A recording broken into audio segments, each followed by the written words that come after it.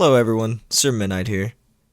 I just wanted to say that I just created a Patreon page, and you can go there today, and for only $5 a month, you can get special access to my episodes early and bonus episodes whenever I create them. By becoming an early access patron, you will be able to listen to my episodes a day or 2 days in advance. The files will not include music, sound effects, or anything special. Just you and my voice to soothe your soul. A complete raw file of the entire episode. So if you would like to support me and get access to those early episodes, go to www.patreon.com/Sir Midnight's World of Horror.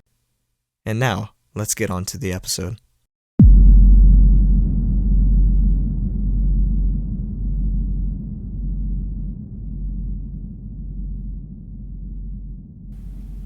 Slacking off. At some point, every kid does it. Every single one. And yeah, even those goody two-shoes that claim they have never even thought of disobeying the rules or not completing their work.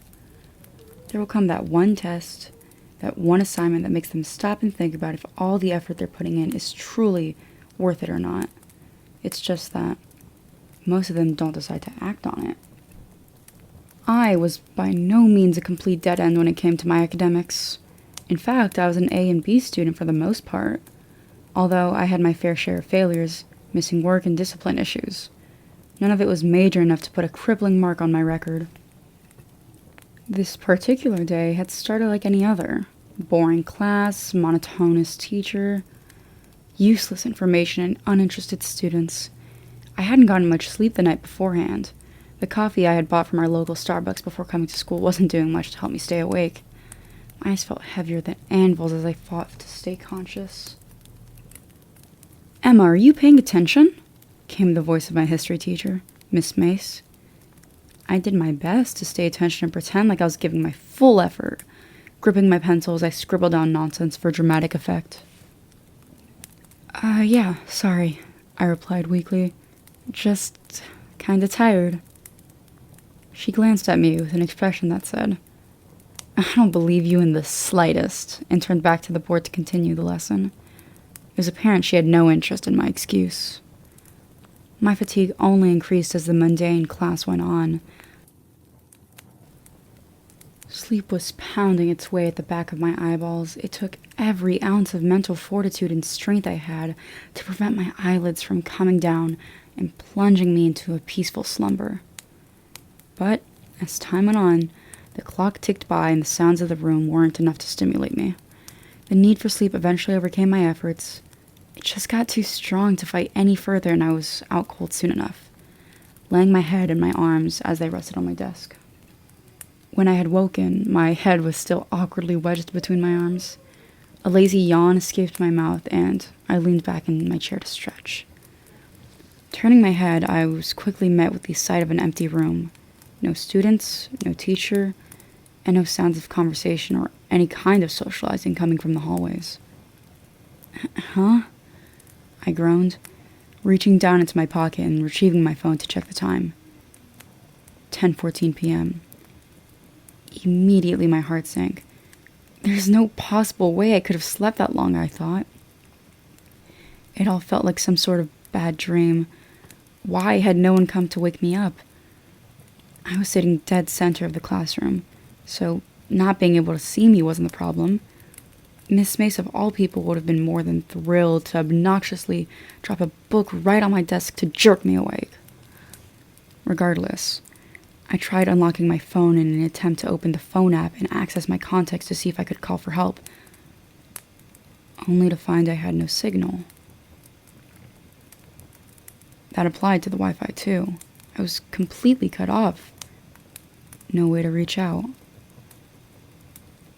I dashed over to the front of the classroom and tried the landline on the teacher's desk. It turned out to also be a dud.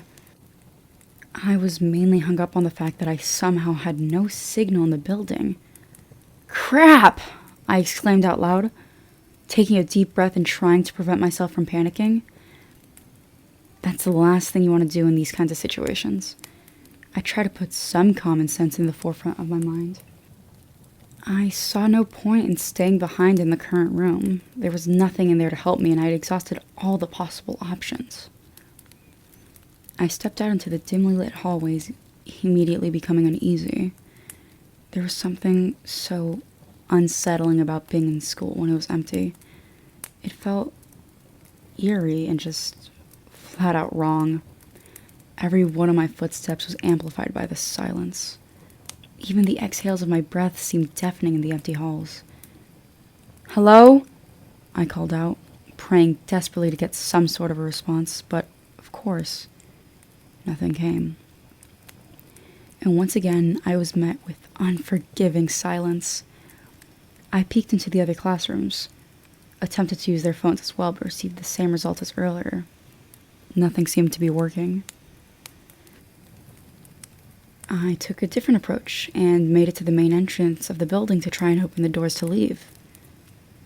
But as soon as I wrapped my fingers around the handle and yanked, they wouldn't budge. Not in the slightest. "Are you serious?" I complained, violently pulling at the handles and trying to throw the door open. Every bit of strength I wasted trying to get them open was futile. I was trapped with what appeared to be no way out. As I was about to give up, I remembered the glass in the back doors. I could smash one of them and slip through into the freedom of the night. I quickly ran to one of the classrooms, grabbed a chair, and came back. I fixated my eyes on the door for a few moments before raising the chair and slamming it against the glass as hard as I could, only for it to pathetically backfire. I howled in pain when the vibrations of the blow were sent up through my hands, and I dropped my makeshift battering ram. The glass didn't have so much as a scratch on it. It was completely untouched and undamaged. How? Was all I could let out as I cupped my hands together, still stinging from my unsuccessful swing. So this time, I went for a different strategy. Picking the lock. I was no skilled lockpicker by any means, but I saw no other choice and grabbed a paperclip from one of the nearby rooms, straightened it, and attempted to pick the lock of multiple exits. As soon as I stuck the dang thing in, it broke. I don't know how or why, but the second it made contact with the inside of the lock, it would just simply split in half, over and over. I'm pretty sure I went through nearly a dozen paper clips before I finally gave up and leaned against a nearby wall, rubbing my forehead as I tried to think of something else. I truly had no way out. That much was obvious. My best hope was probably to find something to get comfortable and wait it out till morning. I pulled out my phone again to at least be able to check the time. 10:31 p.m. Just as I was reaching down to put my phone back in my pocket, my ears picked up a small and faint whistling sound coming from the cafeteria.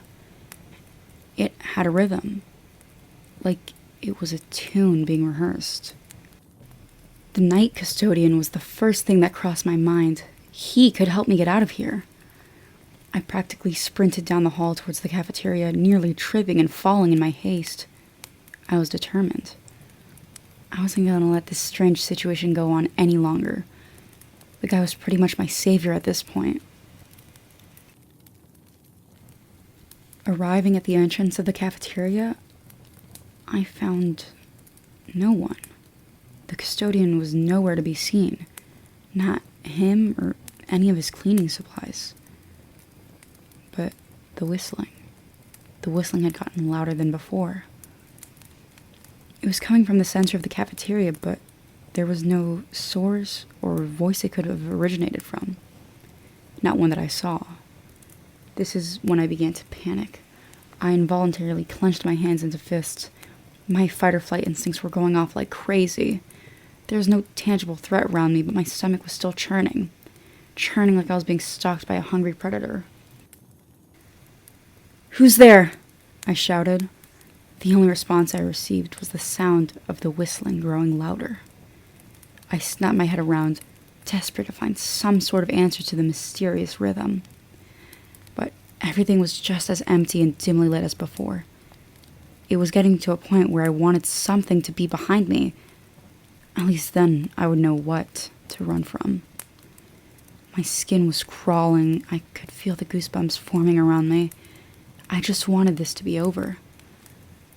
A small part of me held out false hope I was only dreaming, but I knew the bitter truth. I wasn't. I was fully awake going through this real-life nightmare. I did the only thing I could and started to walk away from the cafeteria. Luckily, the whistling became fainter the further away I got, but another sound replaced it.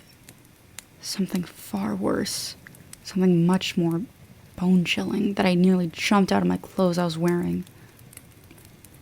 "Hey, where are you going?" A deep, scratchy, commanding voice called out to me. It sounded beyond angry at me, as if I had just committed some horrible crime and needed to pay. I didn't look back. I didn't even take a second to think. I just ran as fast as I could, letting the loud collisions of my footsteps with the hard floor bounce off the walls as I booked it.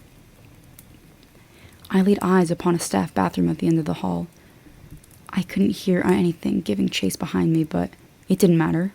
I kept moving, the side of the bathroom causing me to only pump my legs harder as I approached it. I launched myself at the door, grabbed the handle, and threw it open, then quickly closed and locked it behind me. I turned around and rested my back against the door and let out a huge sigh of relief, but my heart was still going a mile a minute. It took a bit for the adrenaline to cool down. I figured I was safe in here. For now. Everything looked to be the same as always. A toilet, sink, and mirror. But I didn't dare look in that mirror for too long. Call me paranoid all you want, but you would feel the same if you were in my situation. There was an energy, a force of some sort that was giving me the overwhelming urge to fall asleep in the bathroom. I can't explain it, so you're just gonna have to take my word for it. This wasn't just me being tired or experiencing normal fatigue. I truly had no idea what it was or what caused it. I just knew I couldn't go back to sleep again. That's what got me in this mess in the first place. I fought against it as much as I could, but the bathroom was winning. If I stayed there for long enough, I would surely succumb to its demands for my slumber. I didn't want to go back out there, believe me. But who knows what would happen if I were to fall asleep for a second time. I couldn't take that risk, so I sucked it up, prepared myself for whatever horrors might be waiting for me on the other side, and swung the door back open. This time around, I wasn't in the hallway this bathroom usually resided in. No, I was in a much more broken down, dreary, and cobweb-infested expanse. It was lined with rotting wood supports with a concrete floor, not to mention all the insulin running along the corners and ceiling. The basement was by no means bright, but had enough light running through for me to at least know where I was going. I crept around, corner to corner, turning back every few seconds to make sure someone, or rather something, wasn't following me. Every second felt like an eternity in this isolated territory.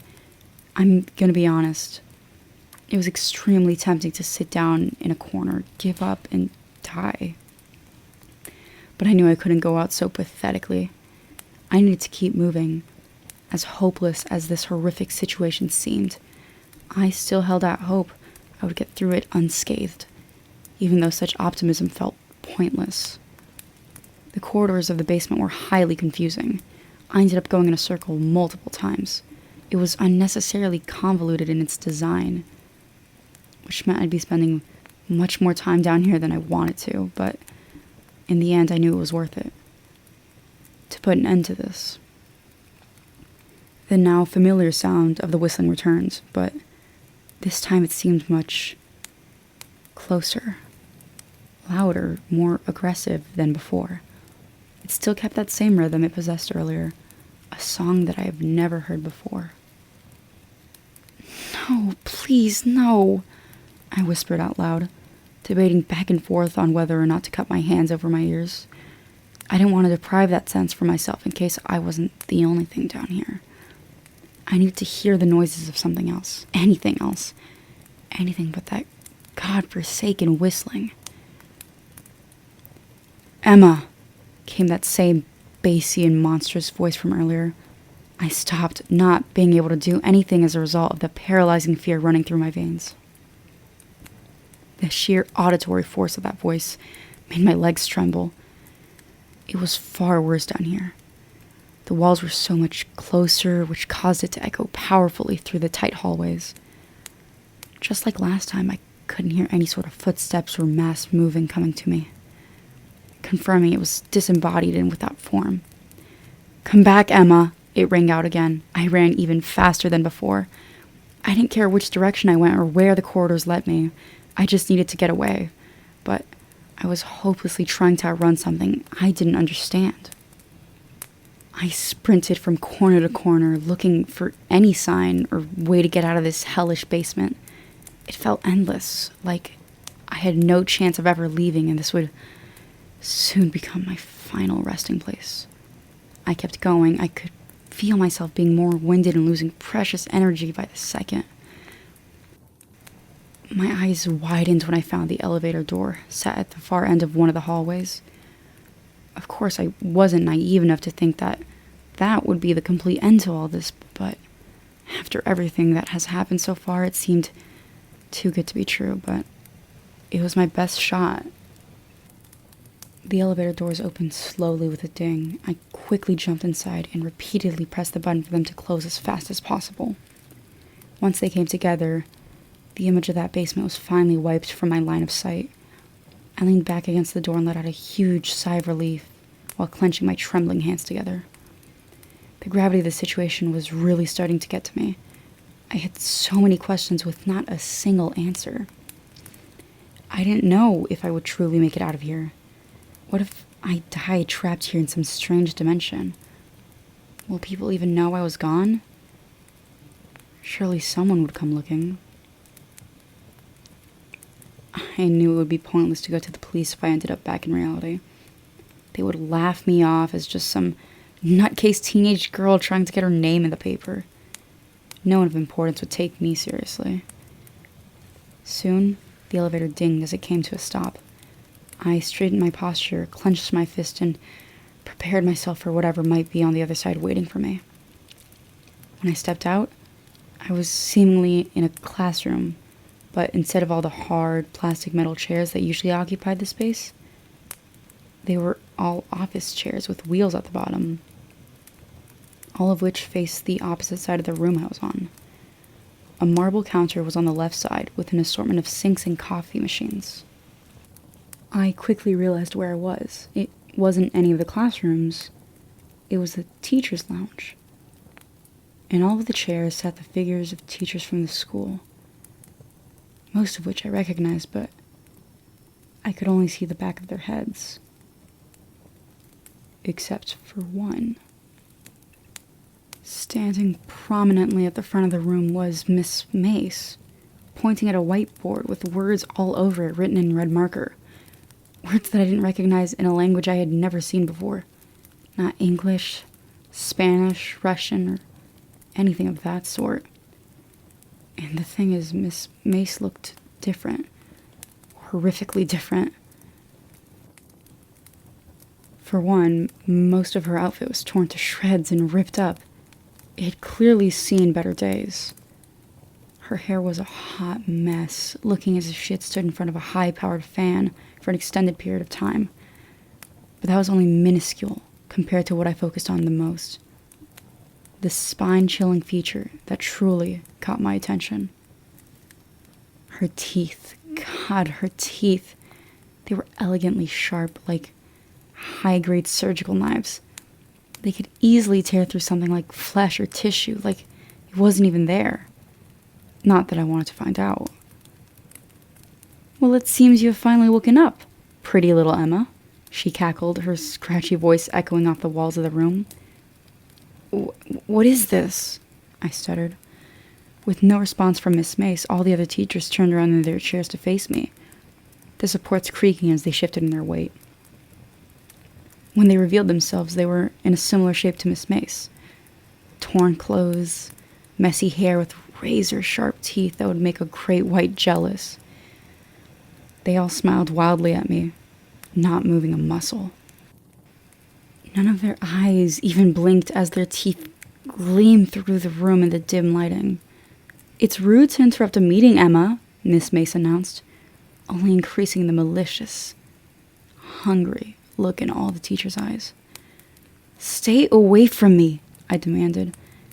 It was a miracle I even found the courage to speak in the first place. The teachers all stood up slowly, causing me to shift backwards towards the elevator doors. I reached back to press the button to call the elevator back up, but my heart practically exploded in my chest when I didn't feel anything. I snapped my head around, only to find but a plain white wall. The elevator was gone, as if it were never there. I froze, raising my hands in front of me to prepare for an attack. "You see, Emma, we can't stand it when you don't pay attention.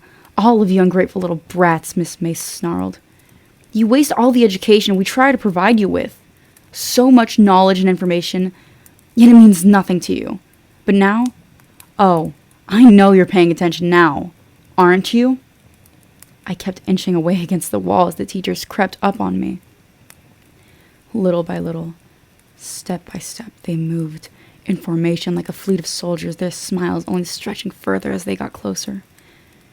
There were no doors, no windows, and no exit.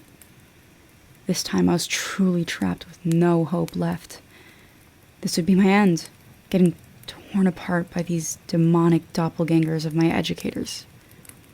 One of the teachers lunged at me, opening his jaws and nearly getting a mouthful of my forearm. I quickly yanked it away. The surface of my skin ended up getting scratched by a couple of his teeth. Blood was drawn. It silently dripped to the floor as I howled from the stinging pain. The other teachers still maintained their manic grins as they closed in on me.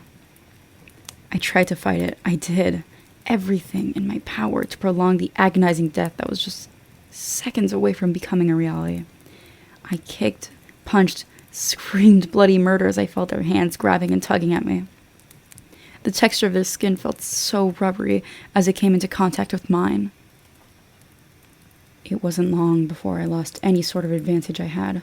They grabbed me, continued to smile ear to ear with their serrated teeth as I felt the saliva drop from their mouths onto my face. They taunted me with their expressions, wanting me to see how much they enjoyed my unfiltered terror as I waited for them to tear me apart. But as if what little light was left had gone out, everything went pitch black. A deep, endless void like black lacking any color. Then a sudden burst of light hit me like a semi. I tilted my head up, feeling slightly dizzy from the groggy sensation of waking up from something so intense. I took a look around and found myself in the school nurse's office now. Except it was much more bright than what I had experienced for the past who knows how long. I was laid out on one of the cots, a pillow underneath my head for support. "Good to see you awake again, Emma," she said, a soft feminine voice. The nurse walked in. I was relieved to see her clothes weren't torn. Her teeth weren't serrated, and her hair looked well put together. I was even a little jealous of how elegantly she maintained it. "What the heck happened?" I groaned, lifting myself to sit up. "You fell asleep in Miss Mace's classroom. When she tried waking you up after your class, you wouldn't move from the seat. She told me that you kept gripping it tightly and making strange noises. I think you may have been having some kind of nightmare. Our security guard, Roy, you've been seeing him around, correct? Well, he brought you here, and I've been looking after you, just in case it turns into something worse." I glared at her, dumbfounded. That didn't feel like a nightmare at all. It was so vivid. It simulated sensations to a level of detail far beyond any dream I've had in the past. "Oh," I said, adjusting my sweatshirt. Well, thank you, but I think I'm okay now," I responded. "Can I go?" I suggested, desperate to get home as soon as I could. The nurse glanced at me with a friendly smile, biting down on her bottom lip as she shifted in her chair. "Well, it's actually 3 o'clock. The school day is over. I called your mother to come pick you up if that's okay. She'll be outside any minute if you want to go wait for her." Yeah, well, thank you. I really appreciate it," I smirked, still rubbing the remaining sleep boogers from my eyes. I got up from my cot and marched over to the door. Just before I stepped out, the nurse's voice stopped me dead in my tracks. And Emma, from now on, please try not to fall asleep in class. A hint of condescension in her tone. I ignored it. I had no sort of drive in me left to argue. Something clicked in my mind as I walked away. I passed the main office desk and headed out the door, grabbing my right arm. I lifted up my sweatshirt sleeve, and there was a scar. A small stretch of dried blood running across my forearm. I looked up and darted my eyes around. The reception ladies behind the desk were now glaring at me. They appeared normal, not like their hideous doppelgangers. But the way they looked at me told me they knew something. Something I didn't. I broke eye contact and got out of there as quickly as possible, jumped in the car with my mom and drove home. All I could do was stare at the scar on my forearm the entire ride, even as she tried to engage in conversation. "How did you get that, sweetie?" my mother inquired, seeming genuinely concerned. I just scratched myself with a pencil," I lied. From that day forward, I got my schedule on track. I made sure to bring highly caffeinated beverages around me as often as I could. Never again was I going to fall asleep in class. Not after that. I don't know what that was, or what it meant, but I knew dang well it wasn't just some nightmare. It was a warning. A warning I know for a fact I'll never forget. Whatever you do not fall asleep in class. Ever. For the love of God, please stay awake.